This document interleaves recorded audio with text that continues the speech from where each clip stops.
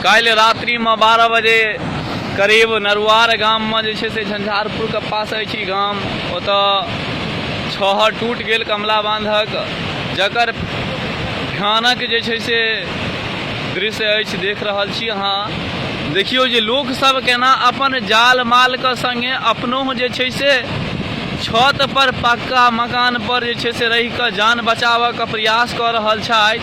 तहिना नहीं देखियो कते मकानो अहाँ के गिर गेल। बड़ा दुखद अछि एहन दृश्य देख के, हमरा बड़ दुख भ रहल अछि जे केहन स्थिति उत्पन्न भए गेल हन। अखन तक पानी कम होय के कोनो आशे नहीं देख रहल छी दूर दूर तक। ताहि दुआरे अहाँ सब मित्र लोगन से आग्रह अछि जे निवेदन अछि एहि वीडियो के अधिक से अधिक शेयर करी और हमार माननीय सुतल जे छथि मुख्यमंत्री महोदय हुनका कान तक जाए और एहि सब गोटे के बचाव के प्रयास करथिन। धन्यवाद।